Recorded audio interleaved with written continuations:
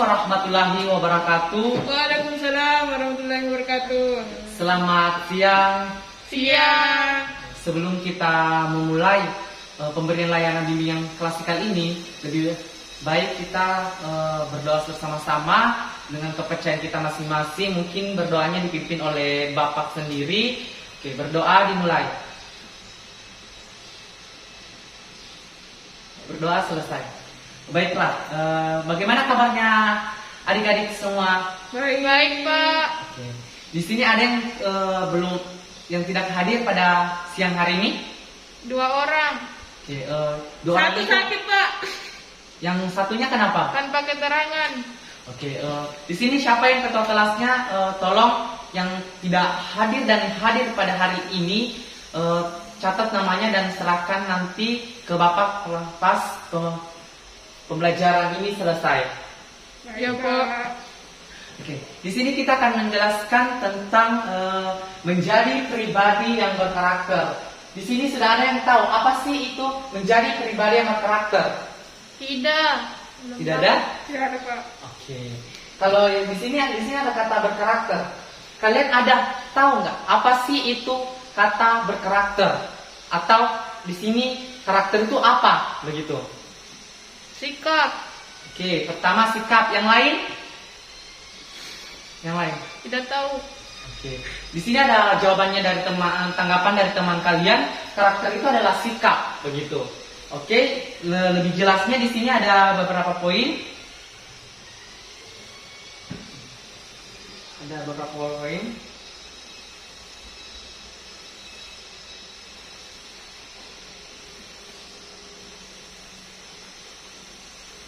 Oke. Menjadi pribadi yang berkarakter, kita di sini akan membahas ada 2 pembahasan, yaitu pengertian pribadi berkarakter dan yang kedua mulai pendidikan anti korupsi.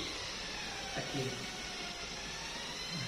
Apa sih yang dimaksud dengan pendidikan karakter? Ada yang tahu apa sih yang dimaksud dengan pendidikan karakter?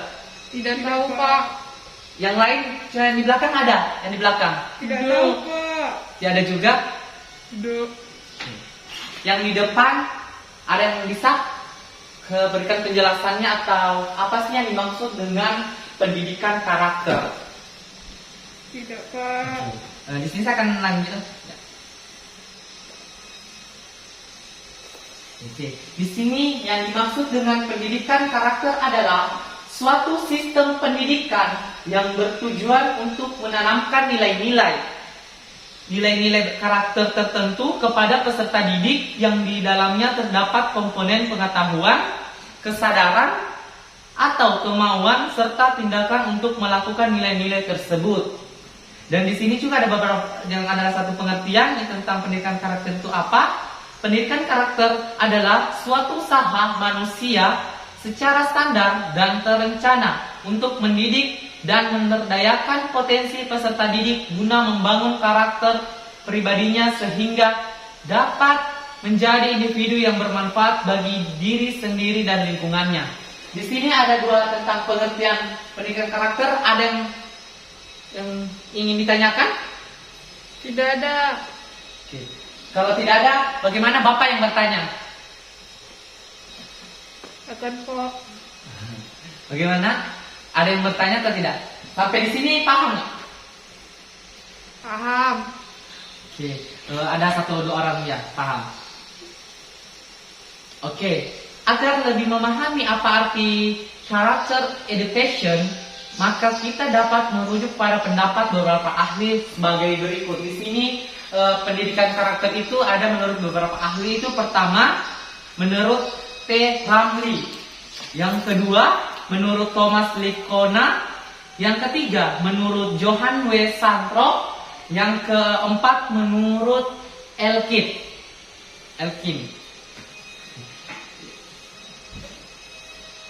Yang pertama menurut T. Ramli, pengertian pendidikan karakter adalah pendidikan yang mengedepankan esensi dan makna terhadap moral dan akhlak sehingga hal tersebut akan mampu membentuk pribadi peserta didik yang baik. Sampai di sini ada yang paham? Paham, Pak.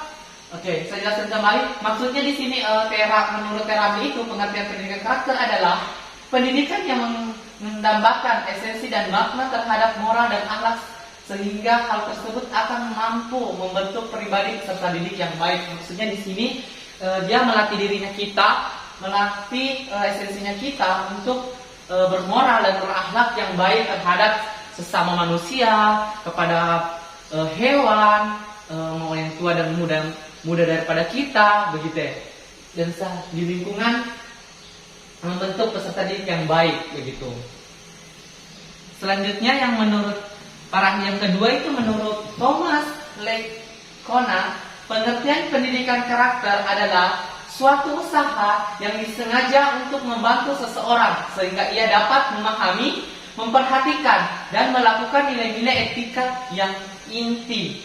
Maksudnya di sini kita bisa dapat memahami orang lain, kita dapat bisa memperhatikan orang lain dan melakukan nilai-nilai etika yang inti, seperti mungkin bisa menghormati orang lain, seperti memahaminya. Kalau orang tua lebih tua daripada kita berbicara, kita itu diam begitu. Selesaikan dulu orang yang berbicara itu, baru kita bisa berikan tanggapannya atau ingin bertanya tentang apa yang dibicarakannya.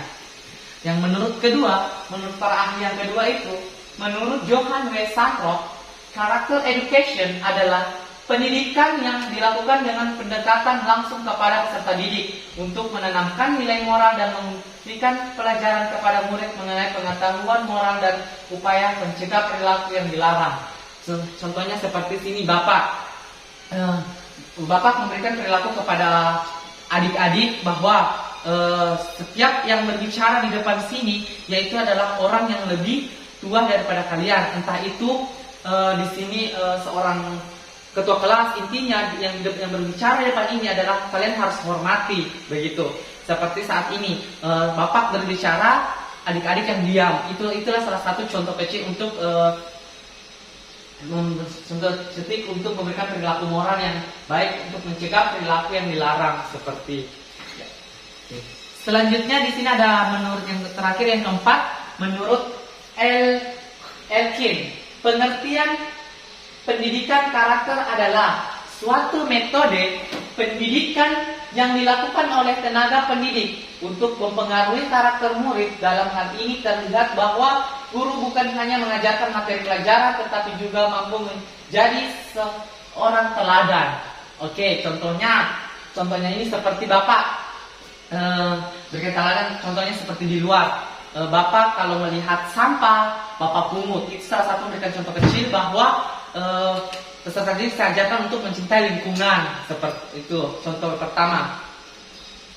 Contoh yang kedua itu seperti Bapak kalau menegur adik-adik itu palingnya saya tegur di tempat yang lebih sunyi. Mungkin saya panggil ke ruangannya Bapak. Itu salah satu untuk menghargai dan adik-adik sendiri, supaya adik-adik tidak merasa malu kepada teman-temannya bahwa ditegur tempat umum. Itu salah satu contoh perilaku yang bisa diberikan oleh seorang guru.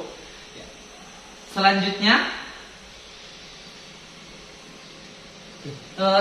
sebelum kita melangkah lebih jauh pembahasan ini, mungkin adik-adik sampai di materi sini mas ada yang ingin ditanyakan tentang menurut para ahli? Tidak ada, Pak. Oke. Yang di sudut sana, yang di Tidak. pojok? Tidak ada, Pak. Oke, yang di ujung sebelah sini, karena dari tadi saya cuma mengong, mungkin ada yang dipikirkan. Kalau ada yang bisa dipikirkan, utarakan di sini. Mungkin siapa tahu Bapak bisa bantu atau bisa Bapak berikan solusinya tentang apa yang kamu pikirkan. Oke. Tiada? Dulu, Bu. Oke, saya lanjut.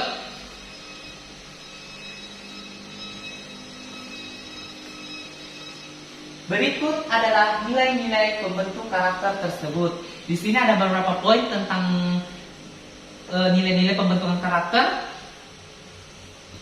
Kita lihat sini ada pertama kejujuran, kedua sikap toleransi, ketiga disiplin, empat kerja keras, kreatif, kemandirian, sikap demokratis, rasa ingin tahu, semangat kebangsaan, cinta tanah air, menghargai prestasi, sikap bersahabat, cinta damai, gemar membaca, peduli terhadap lingkungan, peduli sosial, rasa tanggung jawab, dan yang terakhir itu religius.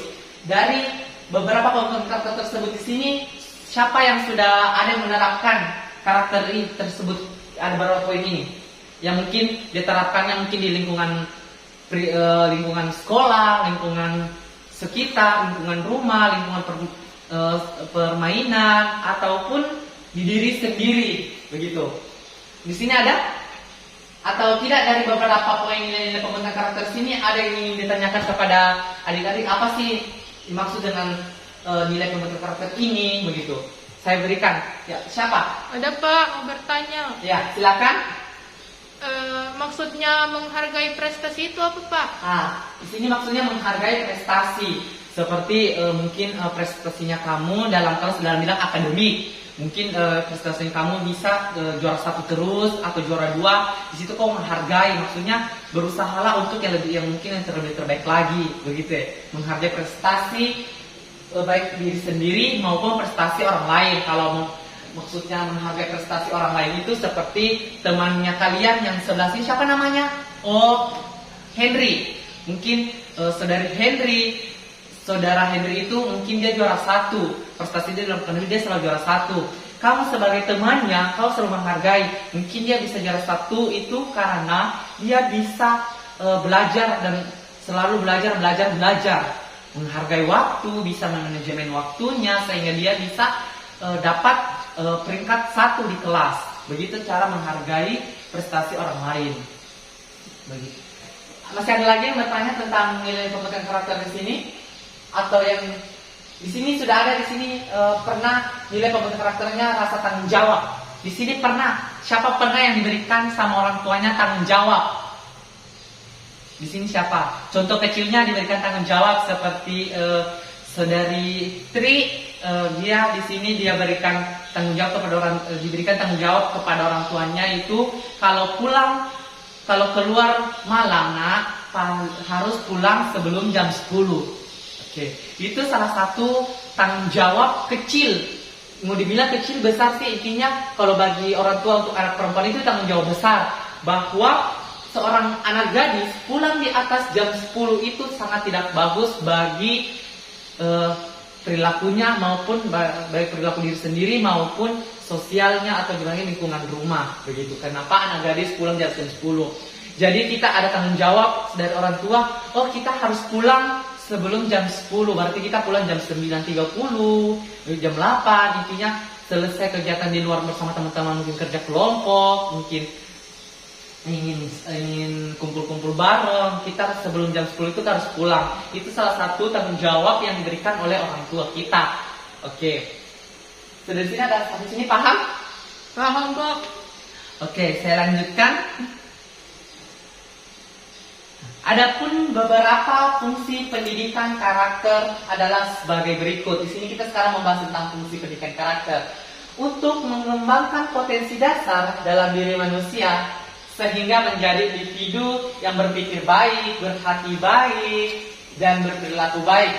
Yang pertama, untuk membangun dan memperkuat perilaku masyarakat yang multikultur. Maksudnya di sini perilaku masyarakat yang multikultur itu berbeda, mungkin berbeda suku, berbeda ras, berbeda kasta, berbeda status sosial, itu semua. Dari di dalam masyarakat itu kita semua dalam perbedaan itu kita samakan semua, kita sama, begitu. Baik yang kaya si miskin tetap dia sama, begitu. Tidak ada kita namanya membedakan. Dia si miskin, dia si kaya, si miskin tidak boleh teman. Kita harus berteman dengan si kaya. Kita harus berteman dengan suku Bugis, jangan berteman dengan suku Kaili, begitu. Kita semua suku dalam mau ras atau suku itu kita semua harus menghargai satu sama lain. Untuk membangun dan meningkatkan peradaban bangsa yang konventif dalam hubungan internasional. Di sini kita membangun seperti peradaban bangsa yang konventif dalam membangun hubungan internasional. Mungkin kita meningkatkan peradabannya kita, mungkin kita kan di sini keberagaman nusantaranya, kita keberagaman suku. Mungkin salah satunya lah wisata, begitu ya.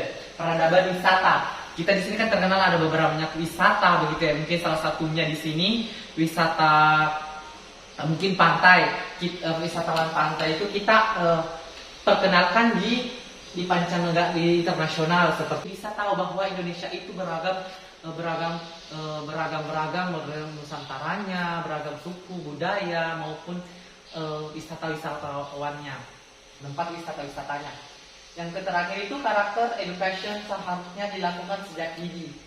Sejak masa kanak-kanak. Pendidikan ini bisa dilakukan di lingkungan keluarga, sekolah, dan lingkungan, serta memanfaatkan berbagai media belajar. Maksudnya sini pendidikan karakter seharusnya dilakukan sejak dini, seperti dari sejak kita sebelum menginjak sekolah dasar, sejak dari rumah orang tuanya kita mengajarkan kita tentang pendidikan karakter, seperti kalau bertemu dengan acara yang pertama orang tua ajarkan kepada anaknya itu kalau ada orang kita kalau dibilang itu tabe-tabe, permisi begitu. Itu salah satu contoh kecil pendidikan karakter yang ditanamkan oleh orang tua kita. Kalau orang tua berbicara, kita diam. Kalau orang tua marah, kita diam. Tidak boleh membangkang sama orang tua, tidak apalagi mencela perkataan orang tua, apalagi sementara orang tua memberikan kita nasihat langsung kita mencelahnya. Itu salah satu karakter yang tidak baik untuk kita. Ya, selanjutnya sebelum Bapak langkah lebih jauh lagi, mungkin di sini dari beberapa fungsi ini ada yang ingin ditanyakan? Tidak ada, Pak. Tidak ada? Atau Bapak yang bertanya bagaimana? Daripada sini Bapak terus yang berbicara, Bapak terus yang menjelaskan, begitu. Mungkin kalian jenuh atau kalian ada yang ingin tanyakan, silahkan. Oke. Tiada? Tidak ada, Pak. Oke, kalau tidak ada yang ingin bertanya, saya lanjutkan.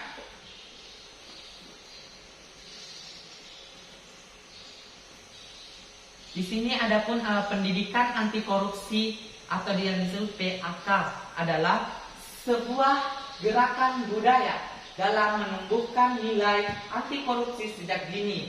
Muara dari persoalan korupsi adalah hilangnya nilai-nilai anti korupsi. Itu jujur, peduli, mandiri, disiplin, bertanggung jawab, kerja keras, sederhana, berani, adil dari dalam diri individu. Itu. Maksudnya di sini kita kenapa pendidikan anti korupsi sangat penting, yaitu seperti supaya kita, pertama korupsi itu contoh kecilnya kita berkorupsi waktu, begitu. Mungkin orang tuanya kalian dikasihkan kalian kebijakan untuk keluar malam waktu sampai jam 9 malam, tapi kalian pulangnya molor nanti jam 12 malam, jam 11 malam, jam 1 malam. Itu salah satu contoh kecil korupsi, tapi korupsinya dalam bentuk waktu, begitu. Maksudnya korupsi masih dalam bentuk korupsi kecil. Kalau korupsi yang besar-besar itu seperti mengambil uang negara, itu sudah termasuk korupsi yang besar-besaran karena merugikan negara sendiri, begitu. Yang selanjutnya itu adalah sementara di sisi lain, dunia pendidikan yang diharapkan menjadi penguat budaya anti korupsi makin diresahkan, tidak konsisten dalam menjalankan fungsinya. Proses pendidikan seperti mementingkan penguasaan, penataan puan semata ketimbangan membiasakan perilaku baik. Sekalipun sekolah mengimplementasikan berbagai kegiatan sejenis, akan tetapi hal tersebut dilaksanakan seolah terpisah dari proses pembelajaran yang utuh. Jadi sini ada pembahasan sini, ada yang ingin bertanya? Tidak, Bu. Ya? Tidak ada. Tidak ada? Ya. Oke. Kalau tidak ada yang bertanya, bagaimana kalau Bapak lagi bertanya? Ada yang setuju kalau Bapak bertanya? Tidak setuju. Kalau saya lihat dari wajahnya kalian, kayak rasanya semua tidak ada yang ditanya. Oke. Di sini sudah sampai di sini sudah ada paham? Sudah, Pak. Oke. Sudah berakhirlah